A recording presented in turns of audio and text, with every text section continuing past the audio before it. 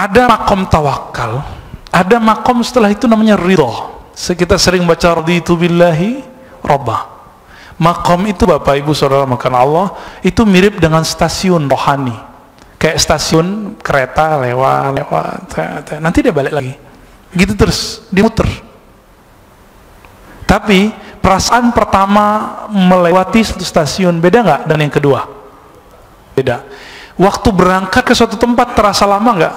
Waktu balik terasa cepat. Kira-kira begitulah pengalaman orang rohani. Begitu terus Pak, begitu terus. Dulu waktu kita mikir masuk SMP lalu SMA rasanya lama sekali 6 tahun. Ternyata ada yang udah selesai S2, ada yang selesai S1, ada yang selesai S3. Diingat cukup dengan 1 detik, langsung ingat semua. Kalau perlu ada sekolah lagi, kira-kira begitu sebagian orang. Apa kata beliau? Ar-radhi, orang yang ridho itu la yas'al, adalah orang yang tidak banyak bertanya dan meminta-minta, baik kepada Allah apalagi kepada makhluk. Masa ridho kepada rezeki Allah, tidak minta kepada Allah tapi minta ke makhluk? Ada nggak orang begitu? Kurang doanya tapi minta ke makhluk.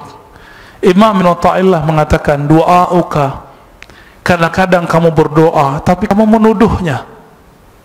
Menuduhnya apa? Dia lupa untuk memberimu. Menuduhnya bahwa dia terlambat untuk memberikan hajatmu. Kadang-kadang kita doa begitu, benar nggak? Itu menuduh. Doa begini nggak lebih afdal dari zikir. Sebaiknya stop dulu doanya, zikir dibanyakin. Udah bagus zikirnya baru doa lagi. Apa kata beliau? Kata beliau berikutnya, walaysa min syartir ridha al-mubalaghatu fi du'a. Syarat orang ridha, orang tawakal itu bukan banyak doa. Banyak apa? Banyak usaha dan tidak meminta-minta kepada makhluk Allah. Ini yang disebut iffah. Ya. Lalu beliau mengatakan, hasbuka minad dunya sohbatu faqirin wa khidmatu waliyin. Mau tahu perbendaharaan akhirat yang ada di dunia? Mau tahu? Cuma 2.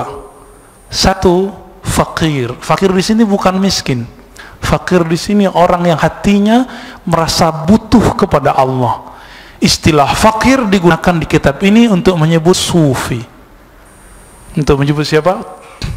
Jadi hasbuka minad dunya suhbatus sufi, itu maknanya. Cukuplah kamu di dunia, kamu bersahabat dengan permata-permata akhirat. Siapa itu? Sufi. Sufi itu mewarisi khusyuknya Nabi. Ahli fikih mewarisi hukum Islamnya Nabi. Ahli akidah mewarisi imannya Nabi.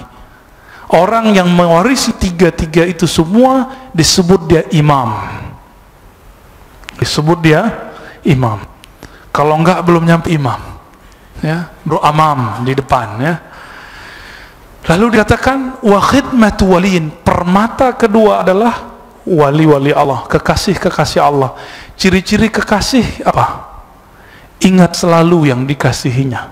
Maka ciri-ciri wali, kalbunya, lisannya tidak putus menyebut nama Sang Maha Kekasih, Allah Ta'ala, lalu Rasulnya sallallahu alaihi wasallam, lalu pengikut Rasulnya sahabat radhiyallahu ta'ala anhum, lalu pengikut sahabatnya. Ini yang disebut menyebut sanad keilmuan. Oleh karena itu ulama salafus saleh mengatakan, zikrul salihin tanzilur rahmah, menyebut nama guru-gurumu yang soleh yang terdahulu adalah bagian dari rahmat. Tanzilur rahmah, rahmat turun. Itu sebabnya orang-orang yang tidak mau berguru, yang gengsi berguru, rahmat kurang bercucuran dari lisannya, wajahnya jauh dari kasih sayang. Kalimat-kalimat yang muncul dari mulutnya ini, kalimat-kalimat yang tidak mewarisi rahmatnya Rasulullah sallallahu alaihi wasallam. Satu kali Rasulullah menangis ketika anaknya Ibrahim wafat. Beliau nangis. Ternyata Rasulullah itu manusia, bukan. Tapi nggak perlu bilang rembes, ya, nggak perlu bilang dia nyolong. Ya, untungnya dia sudah minta maaf, ya. Kalau nggak kita debat habis-habisan.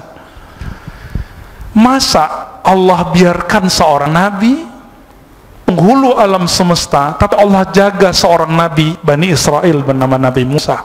Dijaga nggak Nabi Musa ketika dihanyutkan? Dijaga nggak? Rembes nggak? Enggak. Sesat nggak? Enggak. Maka mustahil seorang Nabi Muhammad itu kemudian terlantar nasibnya. Mustahil. Maka orang-orang yang mengatakan itu wajib tobat kepada Allah Ta'ala, minta maaf kepada Rasulullah. Gak perlu minta maaf ke umat Islam, gak perlu minta maaf ke kita, minta maafnya kepada Allah dan Rasulullah SAW. Dia wajib banyak salawat, gak kurang dari 1000 dia salawat itu. Kalau kurang dari 1000, gimana dia menebus cintanya ke Rasulullah SAW? Guru-guru kita untuk menebus emosionalnya yang tinggi, kebencian yang ada di kalbunya, dia kemudian menebusnya dengan salawat. Angka itu nggak penting, tapi untuk disiplin jadi penting. Khidmatu waliyin, maka ciri-ciri wali itu orang yang tidak luput lisannya menyebut nama Sang Maha Kekasih. Siapa itu? Allah ya, menyebut Asmaul Husna. Antum suka seorang perempuan, tapi yang disebut nama cewek lain, itu namanya apa? Mendua, meniga. Apalagi tuh, menempat nggak ada ya? Adanya menempati hatimu gitu ya? Nggak ada. Jadi ketika orang mengatakan aku cinta kamu, tapi yang ingat yang lain, maka dia pembohong. Cinta Allah, wallahi, demi Allah, cinta Allah. Coba diingat, berapa banyak menyebut nama Allah setiap hari. Abu Hurairah, saya sering sebut, 12.000 kali menyebut nama Allah setiap hari. Dan ditanya beliau, kenapa engkau zikir sebanyak itu? Jawaban beliau apa? Aku menyebut nama Allah, memuji Allah sebanyak nafas yang aku ambil. Kira-kira bagi dia 12.000. Kira-kira nggak ada, Pak, kita yang sanggup begitu. Kalau ada orang hari ini sanggup zikir seperti para sahabat, kita sebut majnun, orang gila, so alim. Tapi kalau kita hidup di zaman para sahabat, kita akan bilang sesat, orang sesat ya, bentar-bentar buka handphone ya. Kalau buka handphone nggak zindik, tapi kalau pakai tasbih zindik. Allah, kebalik sudah. Saya khawatir ini yang Nabi sebut di akhir zaman, yusaddaku. Siapa yang yusaddaq? Al-kazib. Yusaddaq fiha al-kazib. Ketika di akhir zaman di Sunan Ibnu Majah, dibenarkan orang-orang yang bohong, dipercaya ulama yang bukan ulama, dipercaya wali yang bukan wali.